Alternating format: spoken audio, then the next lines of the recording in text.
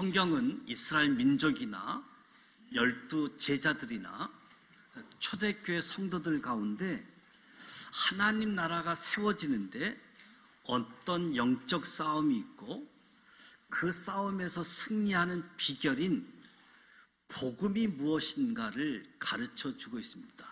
복음이 무엇인가?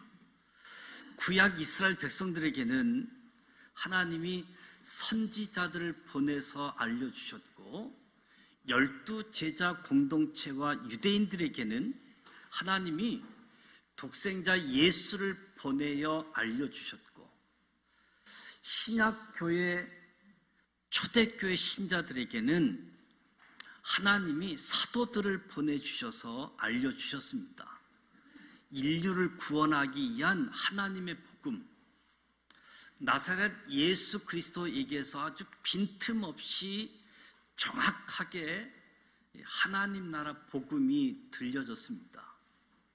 저와 여러분이 예수님의 관점에서 성경을 읽을 때 하나님 나라 복음이 뚜렷하게 정확하게 들려집니다.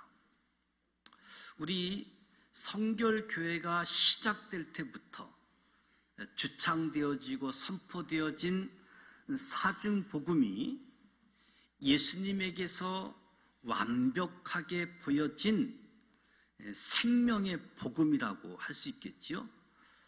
예수 그리스도의 사중복음은 중생의 복음, 성결의 복음, 신유의 복음, 재림의 복음입니다. 예수님이 하나님 나라 선포에 적어도 이 4가지 복음의 차원이 있음을 아는 것은 매우 중요합니다. 이것을 예수의 사중복음이라고 부르기도 하는데 이 복음이 들려지고 이 복음이 받아들여지고 이 복음의 능력이 나타나는 곳에 하나님의 나라가 온전하게 세워질 수 있게 되어집니다. 성결교회는 이 사중복음을 다 강조하지만 그 중에서도 성결을 보다 더 중요시하기 때문에 교단의 이름까지도 성결교회라고 부르고 있습니다. 사중복음은 각기 다 중요할 뿐만 아니라 이 중 어느 한 가지도 약화되어지면 온전한 하나님 나라를 세우는데 문제가 생길 수밖에 없습니다. 예수님의 사중복음, 성결교회뿐만 아니라 모든 교회들이 복음을 강조하는, 그래서 강단에서 끊임없이 선포되어야 할 하나님의 말씀인 거지요.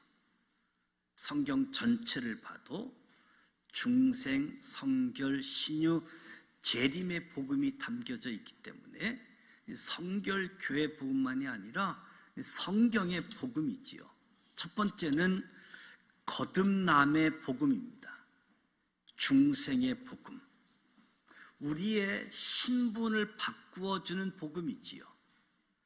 중생의 복음은 세상 왕의 노예가 되어 살고 있는 우리의 신분을 바꾸어 주시겠다고 약속하신 말씀이지요. 노예가 스스로 자유인이 된다는 것은 불가능한 일입니다. 불가능한 일을 가능케 해주겠다는 약속, 거듭남, 중생의 복음.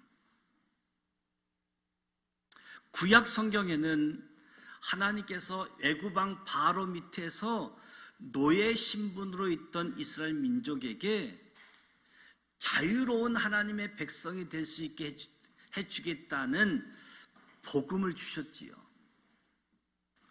이 복음이 아무리 좋은 소식이라고 할지라도 현실적으로 불가능하기 때문에 믿을 수 있는 이야기가 아니었습니다.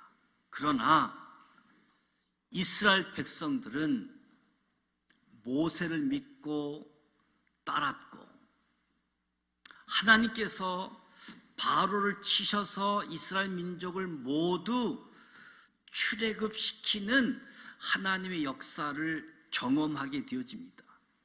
그들이 홍해를 건넜고 시내산에서 율법을 받아서 마침내 하나님의 법을 가진 하나님의 백성이 되어진 거지요.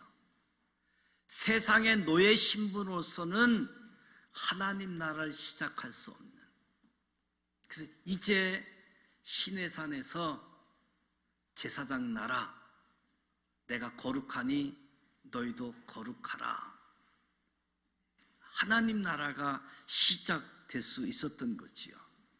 하나님은 이스라엘뿐만 아니라 온 인류를 위해서도 동일한 기쁜 소식을 준비하셨습니다. 누구든지 하나님이 보내신 독생자 예수님을 믿고 순종하면 예수님의 십자가 보혈의 공로로 세상의 죄악, 우상 숭배의 노예가 되어져 있는 우리를 해방시켜서 자유로운 하나님의 백성이 될 수 있다는 복이지요. 종의 신분에서 자녀의 신분으로, 노예에서 자유인으로 다시 태어나게 하시겠다는 복음, 썩어질 육에 속한 삶에서 썩지 않을 영에 속한 삶으로 다시 태어나게 하시겠다는 말씀, 거듭남의 복음, 중생의 복음. 왜냐하면 거듭나지 않으면 하나님 나라를 볼 수 없기 때문에 하나님께서 저와 여러분을, 우리를 어떻게 거듭나게 할 수 있는지 준비해 놓으셨는데, 예수님께서 명확하게 말씀하시지요. 물과 성령으로 거듭나야 하나님 나라에 들어갈 수 있다. 성령을 받아야 된다. 어떻게 성령을 받을 수 있는가? 베드로가 증언하지요. 너희가 회개하여 각각 예수 그리스도의 이름으로 세례를 받고 제 사함을 받으라. 그리하면 성령을 선물로 받으리라. 하나님이 세상을 이처럼 사랑하사 독생자를 주셨으니 이는 누구든지 저를 믿는 자마다 멸망치 않고 영생을 얻게 하려 하심이라. 복음 중에 복음입니다.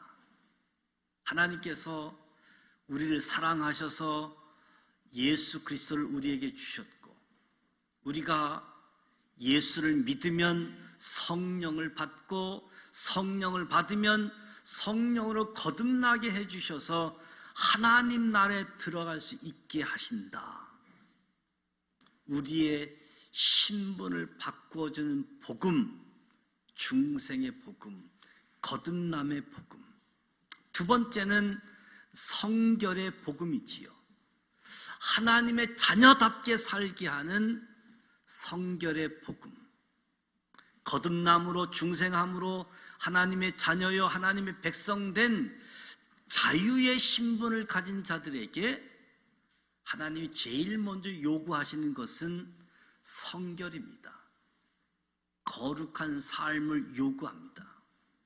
과연 하나님이 요구하시는 성결한 삶, 거룩한 삶을 과연 살 수 있는 자가 어디 있겠습니까? 예수님께서도 아버지께서 거룩하시니 너희도 거룩하라. 누구든지 거룩하지 않고서는 하나님을 보지 못할 것이다.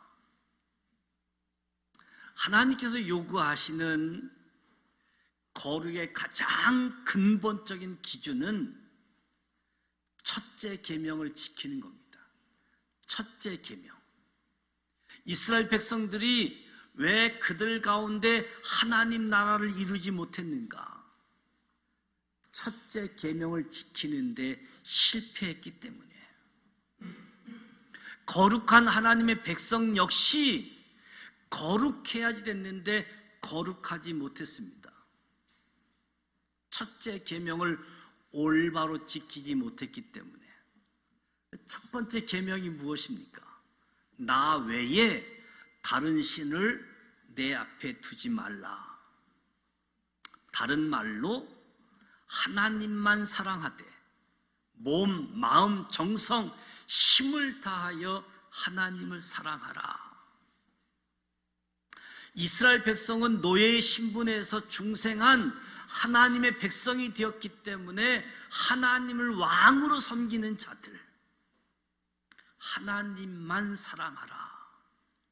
그런데 중생하기 전 세상에서 섬겼던 왕들의 유혹을 떨쳐버리지 못해서 거듭나고 중생한 후에도 하나님을 섬기면서 세상의 신들도 겸해서 섬겼던 거지요. 하나님은 순수한 믿음, 순수한 사랑, 순수한 관계가 아닌 것은 싫어하는 거룩한 하나님이십니다. 하나님이 원하는 성결은 하나님과 하나님 백성들의 관계 속에 다른 것들이 섞여 있는 것을 원치 않는 거지요.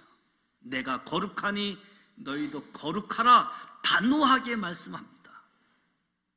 하나님과 재물을 겸하여 섬기지 못한다고 말씀하십니다. 하나님 나라에는 다른 왕이 끼어들 자리가 없는 거지요. 오직 하나님만이 왕으로 찬양과 경배를 받으시는 나라. 다른 모든 계명을 지킨다라고 할지라도 첫 번째 계명이 깨어지면 하나님 나라는 세워질 수가 없습니다. 저와 여러분은 어떻습니까? 하나님의 법을 중심으로 우리의 삶이 돌아가고 있습니까? 아니면 자본의 논리에 의해서 우리의 삶이 돌아가고 있습니까? 어쩌면 우리는 하나님과 재물을 겸하여 섬기고 있지는 않습니까? 정말 나는 이 첫 번째 계명으로부터 자유로운 정말 하나님의 자녀인지 분명하게 묻고 대답할 수 있어야 할 겁니다. 예수님께서 이 첫 번째 계명으로부터 자유롭지 못한, 거룩하지 못한 자에게 하나님 나라의 복음을 약속해 주셨습니다. 우리를 거룩하게 하시겠다는 거지요. 제1계명을 따라 하나님만 사랑하는 자가 되게 하겠다고 약속하십니다. 어떻게? 성령으로 세례를 주시겠다는 겁니다. 성령으로 충만하게 지면 하나님만 사랑할 수 있도록. 예수님은 유언과 같이 너희는 예루살렘을 떠나지 말고 아버지께서 약속하신 성령을 받으라. 오직 성령이 임할 때야 너희가 하나님이 원하는 일을 할 수 있는 권능이 임하게 되어진다. 성령이 중생한 자녀들을 온전히 지배하는 상태, 성령의 세례를 받아 충만한 상태, 하나님만으로만 살게 되어지는 거룩한 자녀가 되어진다. 성령으로 저와 여러분의 심령이 가득 차면 다른 신들이, 다른 무엇이 끼어 들어올 수 없는 것이요. 성령의 세례로 충만함을 경험하지 못한 자들은 성령을 받을 때까지 예루살렘 성전, 기도의 집에서 기도하게 되어지면 성령을 선물로 주신다고 약속해 주셨습니다. 우리는 기도하며 성령을 선물로 받아 하나님의 자녀답게 성결케 살아가는 저와 여러분이 되시길 축복합니다. 세 번째는 신유의 복음입니다. 이웃 사랑을 실천케 하는 신유의 복음. 하나님 나라의 백성이 된 저와 여러분을 향해서 내 이웃을 내 몸과 같이 사랑하라. 하나님 나라는 하나님 사랑, 이웃 사랑이 실천되는 것이지요. 그러면 어떻게 우리가 우리의 이웃을 내 몸과 같이 사랑할 수 있을까? 어떻게 하는 것이 진정 이웃을 사랑하는 것일까? 한마디로 이웃이 당하는 아픔과 고통에 동참해서 치유해 주는 거지요. 모든 사람은 생명의 근원인 하나님을 떠난 이후부터 죽음을 피할 수 없는 운명의 존재가 되었습니다. 그 사람들은 죽음에 이르기 전에는 영, 혼, 육의 질병으로 고통을 당하게 되어지지요. 그래서 인생은 태어나고 늙고 병들어 죽는 생로병사의 길을 밟게 되어집니다. 예수님께서 저와 여러분에게도 예수님처럼 이웃을 사랑할 수 있게 해주시는 복음을 들려주십니다. 국가와 사회, 온 세계 인류가, 그리고 가까운 우리의 이웃들이 영혼, 육의 질병으로 고통당하면서 죽어가고 있는 때 하나님의 능력으로 치유할 수 있도록 말씀해 주십니다. 하나님은 영혼, 육의 질병으로 고통당하는 백성들을 치유하심으로 하나님 나라가 우리 가운데 이루어졌음을 보여주셨습니다. 제자들에게 나사렛 예수의 이름으로 병든 자들을 치유할 수 있는 권세를 주셨듯이 저와 여러분에게도 능력을 주시겠다고 약속하셨습니다. 이것이 예수님의 신유의 복음입니다. 병든 우리를 예수의 이름으로 고침을 받을 뿐만 아니라 하나님의 자녀인 우리들도 예수의 이름으로 병든 자들을 고칠 수 있다는 것이요. 하나님 나라에서만 있을 수 있는 기쁜 소식입니다. 예수님이 선포하신 하나님의 나라는 죽음 이후 영원한 생명의 나라에 관한 것만이 아니라 예수님은 하나님 나라가 이 땅에 이루어지도록 하기 위한 사명을 받고 이 땅에 보내심을 받았습니다. 영혼의 질병, 마음의 질병, 육체의 질병, 이 모든 질병은 여러 이유로 인하여 관계가 분리됨으로 나타나는 현상이지요. 하나님과의 관계가 분리될 때 영혼의 질병이 찾아옵니다. 이웃과의 관계가 분리될 때 마음의 질병이 찾아옵니다. 자연과 분리될 때 몸의 질병이 찾아옵니다. 어떤 관계든지 분리된 관계를 회복하는 것, 하나의 유기적인 관계로 회복되는 것을 우리는 사랑이라고 부릅니다. 사랑은 정상적인 관계를 유지하고 또 유지하게 하는 것이지요. 하나님 나라 안에는 오직 사랑의 힘만이 작용합니다. 말씀과 십자가의 능력은 원수되어 분리된 자들이 다시 하나로 결합하게 하는 거지요.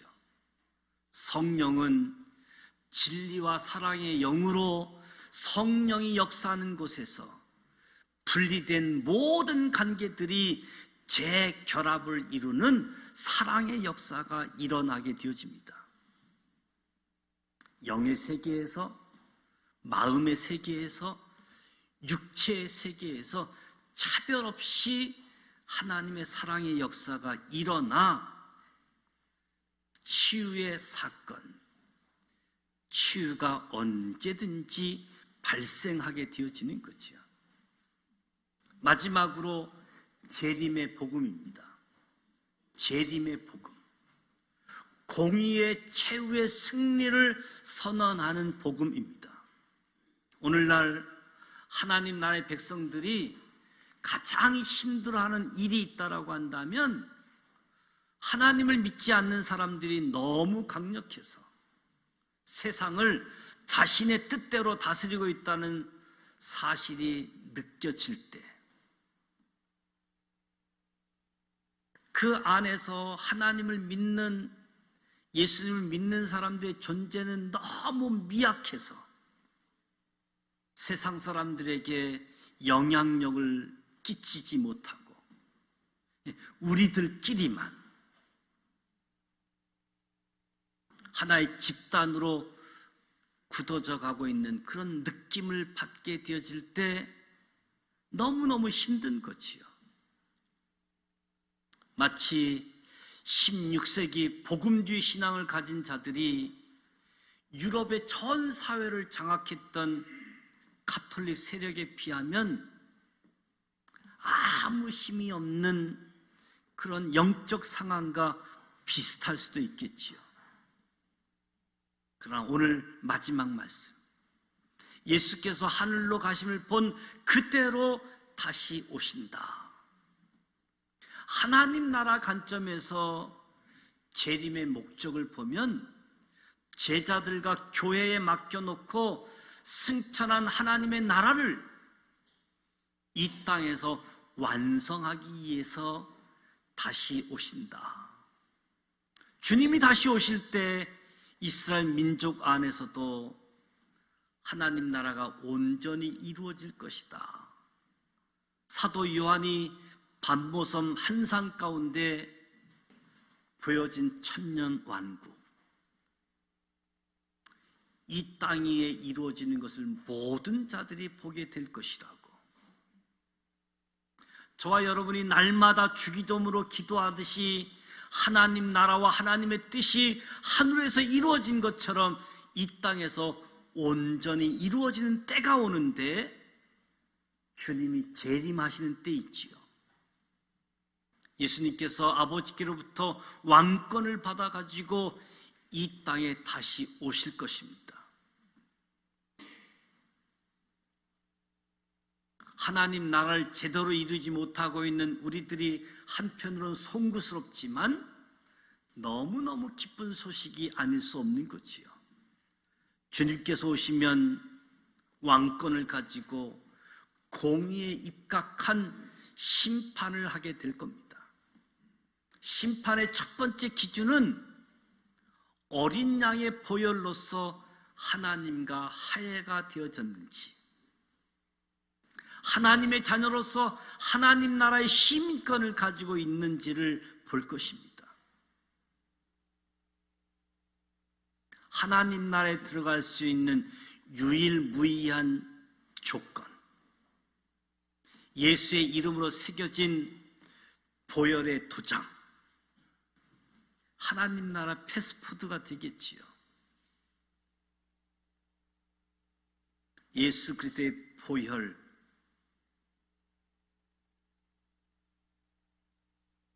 하나님 나라에 들어가게 되어지는, 심판을 통과하게 되어지겠지요. 두 번째 기준이 있다라고 한다면 심판에 합격해서 통과된 자들, 하나님의 자녀들이 받게 될 상급과 관련되어져 있습니다. 하나님을 온전히 믿고 말씀에 순종함으로써 하나님의 뜻을 얼마나 드러낸 삶을 살고 있는지 평가하게 되어지겠지요. 세상에서 제대로 정당하게 평가받지 못한 것은 최후의 심판자이신 예수님이 오실 때에 만천하에 드러나게 되어질 겁니다. 말씀대로 의를 따라 살다 보면 핍박, 손해, 억울한 일을 당한 성도들, 주님 다시 오신 공의의 심판을 통해서 완성되어질 그 소식은 복된 소식인 거지요. 저와 여러분은 진리의 성령으로 충만해서 진리 가운데 좌로나 우로나 치우치지 말고 끝까지 주님께서 가신 그 길을 본받아 걸어가는 우리 모두가 되어져서 중생, 성결, 신유, 재림 이 사중 복음으로 하나님 나라 건설에 참여하는 거룩한 하나님의 백성, 예수님의 제자들이 되시기를 주님의 이름으로 축복합니다.